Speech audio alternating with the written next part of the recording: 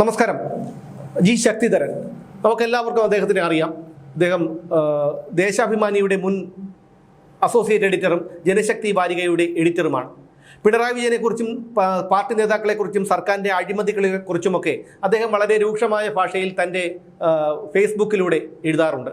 ഇതൊക്കെ പലപ്പോഴും DNA news തന്നെ പ്രേക്ഷകർക്ക് മുന്നിലേക്ക് എത്തിച്ചിട്ടുമുണ്ട്. 2 ദിവസം മുൻപാണ് കമ്മ്യൂണിസ്റ്റ് നേതാവായ CPM നേതാവായ M സ്വരാജ് പയ്യന്നൂരിലെ B കുഞ്ഞികൃഷ്ണനെക്കുറിച്ച് വളരെ മോശമായ പദപ്രയോഗങ്ങൾ ഉപയോഗിച്ചുകൊണ്ട് ചില പരാമർശങ്ങൾ നടത്തിയത്. ഒരു കള്ളൻ ചോദിച്ചതുകൊണ്ട് ഈ ധനരാജ് രക്തസാക്ഷി ഫണ്ട് പുറത്തേക്ക് വിടേണ്ടതില്ല എന്നൊക്കെയാണ് ഈ M സ്വരാജ് പറഞ്ഞത്.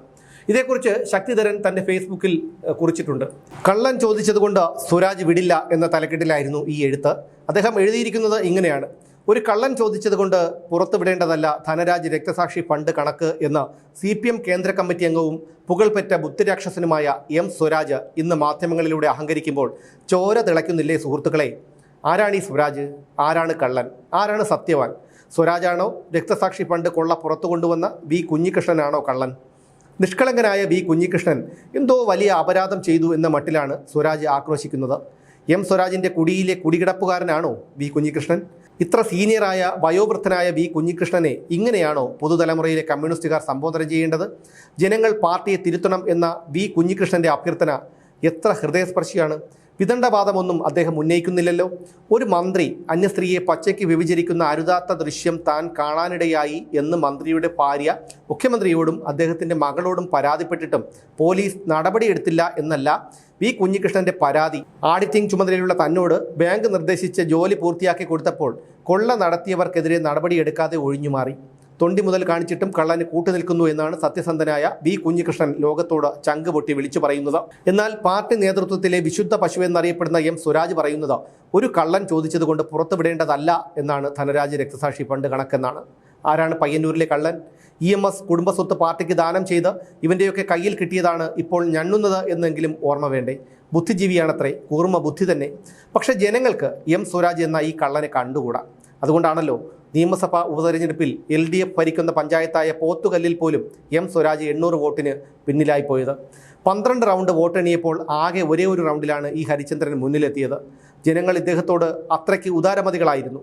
അത്ര ജനസ്വാധീനമല്ലേ ഈ ബുദ്ധിരാക്ഷസന് ജന്മനാട്ടിലുള്ളത്? ഉസ്താദ് പിണറായി വിജയൻ കണ്ണിലെ കൃഷ്ണമണി പോലെ ഇയാളെ കാപ്പാത്തിക്കൊണ്ടിരിക്കുകയല്ലേ?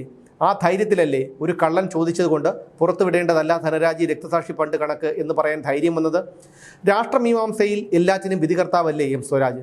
മാർക്സിസ്റ്റ് പടുക്കൾക്ക് മാർഗദർശി. നിലമ്പൂർ ഉപതെരഞ്ഞെടുപ്പിൽ സ്വന്തം വീടിരുന്ന വാർഡിൽ മുഖ്യമന്ത്രി 4 വട്ടം പര്യടനം നടത്തിയിട്ടും ഫലമുണ്ടായില്ല. ആർക്ക് വോട്ട് ചെയ്താലും ഈ മഹാഫ്രോഡിനെ വിജയിപ്പിക്കില്ല എന്നാണ് ജനങ്ങൾ ശപഥം ചെയ്തത്. അതിൻ്റെ പക കൊണ്ടാകും ഒരു കള്ളൻ ചോദിച്ചതുകൊണ്ട് പുറത്തുവിടേണ്ടതല്ല രക്തസാക്ഷി ഫണ്ടെന്ന് കണ്ണടച്ചു പറഞ്ഞത്. രക്തസാക്ഷി ഫണ്ട് എങ്ങനെയാണ് പങ്കുവെക്കേണ്ടത് എന്ന് പഠിച്ച കള്ളനെ അറിയൂ. അതിൻ്റെ തൊണ്ടി മുതൽ സഖാവ് B കുഞ്ഞികൃഷ്ണന് കിട്ടിയത് കൊണ്ടാണ് M സ്വരാജിന് അരിശം. 36 ലക്ഷം രൂപ വിലയുള്ള ആഡംബര കാർ വാങ്ങുമ്പോൾ സമൂഹ മാധ്യമത്തിൽ ആരുടെയെങ്കിലും അനുമതി വാങ്ങണമെന്ന് തനിക്ക് അറിയില്ലായിരുന്നു എന്ന് പറഞ്ഞതിലെ നർമ്മവും നമ്മൾ ആസ്വദിക്കണം. ഒരു കോന്തന് മാത്രമേ ഈ ഭാഷ വഴങ്ങൂ. എന്തായാലും VS അച്യുതാനന്ദന് ക്യാപിറ്റൽ പണിഷ്മെൻറ്റ് കൊടുത്തപ്പോൾ കിട്ടിയ 30 വെള്ളിക്കാശ് ഇതിൽ പെടില്ലല്ലോ. നിന്ദ്യൻ തന്നെ. ഏത് സിദ്ധാന്തവും കുളിപ്പിച്ച് കുഞ്ഞില്ലാതാക്കുന്ന പൊട്ടന്മാർ പാർട്ടിയിലുണ്ട്. മുഖ്യമന്ത്രിയാണെങ്കിൽ പള്ളിയിൽ പോയി പറയാൻ പറയും. ജനങ്ങൾ തിരുത്തിക്കണം പാർട്ടിയെ എന്ന് പറയുന്നത് ഈ ശപ്പനോടായിട്ട് കാര്യമില്ല. ബഹുമാനം അർഹിക്കാത്ത അല്പന്മാർ എങ്ങനെയാണ് CPMൽ കയറിക്കൂടിയത്? ബുദ്ധിജീവിയായാൽ, ക്ഷേത്രക്കൊള്ളയായാലും, രക്തസാക്ഷി ഫണ്ട് കവർച്ചയായാലും, ആഗോള അയ്യപ്പ സംഗമ കൊള്ളയായാലും അതിൻ്റെ അപഹരണം ജന്മാവകാശമാണ്. കുഞ്ഞികൃഷ്ണൻ ഇത്ര പ്രഹരശേഷിയുള്ള ബോംബായിരിക്കുമെന്ന് സ്വപ്നേബി പാർട്ടി വിചാരിച്ചില്ല. എത്ര മ്ലേച്ഛനാണെങ്കിലും MM മണിയേക്കാൾ ബിരുദാനന്തര ബിരുദം എടുത്തിട്ടുള്ളയാളാണ് സ്വരാജ്. മനുഷ്യത്വം തൊട്ടുതുണ്ടിയിട്ടില്ലാത്ത ഒട്ടേറെ പേർ മുതലാളിത്ത പ്രച്ഛന്ന വേഷത്തിൽ പാർട്ടിയിൽ കടന്നുകൂടിയപ്പോൾ കുടിയിരുത്തപ്പെട്ടു. അതുകൊണ്ടാണ് BSനെ പോലെ അതുല്യ കമ്മ്യൂണിസ്റ്റിനെ ഒരു പീറ ക്യാപിറ്റൽ പണിഷ്മെൻറ്റ് കൊടുക്കണമെന്ന് പ്രസംഗിച്ചത്. തുണ്ടയിലേക്ക് ഇറങ്ങിപ്പോയ നാവ് ഇപ്പോഴും അവിടെ ഉണ്ടോ ആവോ? തന്തയ്ക്ക് പിറന്നവനാണെങ്കിൽ അതുകൂടി പൊതുസമക്ഷം സമ്മതിക്കണം. ഒരു ചെറ്റയിൽ നിന്ന് അത് പ്രതീക്ഷിക്കാൻ വയ്യ. ഒരു അക്ഷഹൂണി ഇറക്കി തകർത്തു കളയാം എന്നായിരിക്കും സ്വരാജിൻ്റെ തോന്നൽ. ഇങ്ങനെയാണ് G ശക്തിധരൻ തൻ്റെ കുറിപ്പ് സമൂഹ മാധ്യമത്തിൽ അവസാനിപ്പിച്ചിരിക്കുന്നത്. ഈ സ്വരാജിനെ സംബന്ധിച്ചിടത്തോളം നമുക്കറിയാം, അയാളെ ആർക്കും ഇഷ്ടമില്ലാത്തൊരു വ്യക്തിത്വമാണ്. അയാളുടെ ഈ ധാർഷ്ട്യം നിറഞ്ഞ ഒരു പെരുമാറ്റവും സംസാരവും ഒക്കെ പ്രത്യേകിച്ചും BSനെ പോലെയുള്ള ഒരു കമ്മ്യൂണിസ്റ്റ് ഇതിഹാസത്തെ പണിഷ്മെൻറ്റ്, ക്യാപിറ്റൽ പണിഷ്മെൻറ്റ് കൊടുക്കണമെന്നൊക്കെ പറഞ്ഞപ്പോൾ പാർട്ടിയിലുള്ള പലർക്കും അദ്ദേഹത്തോട് അമർഷമാണ്. പക്ഷേ അടിമകളായ ഈ പാർട്ടിക്കാർക്ക് എതിരഭിപ്രായം പറയാനോ അതിനെ വിമർശിക്കാനോ ഉള്ള അവകാശമില്ല. പക്ഷേ കേരളത്തിലെ ജനങ്ങൾക്ക് അത് ബോധ്യമുണ്ട്. ആരാണ് ഈ എം സ്വരാജ് എന്ന്. ഈ വി കുഞ്ഞികൃഷ്ണനെ കള്ളനെന്ന് വിളിക്കാൻ ഇയാൾക്ക് ആരാണ് അധികാരം കൊടുത്തത്? ഇതിൽ നിന്ന് തന്നെ വ്യക്തമാണ് സ്വരാജ് എന്താണെന്ന്. അതുകൊണ്ട് തന്നെയാണ് ഈ പറയുന്ന മുഖ്യമന്ത്രി പിണറായി വിജയൻ 4 തവണ അവിടെ പര്യടനത്തിനെത്തിയിട്ടും സ്വന്തം മണ്ഡലത്തിൽ അയാൾക്ക് ജയിക്കാൻ കഴിയാതെ പോയത്. ഇനിയും ഇത്തരത്തിലുള്ള വേസ്റ്റുകൾ ഈ പാർട്ടിയിലുണ്ട്. ഈ പാർട്ടിയിൽ ഒരു ശുദ്ധീകരണം ഇനി അസാധ്യമാണ്. ഒരിക്കലും കമ്മ്യൂണിസ്റ്റ് പാർട്ടിക്ക് ഒരു ശുദ്ധീകരണം നടക്കില്ല. പക്ഷേ ഇതുപോലെയുള്ള ഈ വേസ്റ്റുകളെല്ലാം അടിഞ്ഞുകൂടി മലീമസമായിരിക്കുന്ന ഈ പാർട്ടിക്ക് ഇനി ഈ കേരളത്തിൽ നിലനിൽപ്പില്ല എന്നുള്ളത് ഒരു യാഥാർത്ഥ്യം തന്നെയാണ്.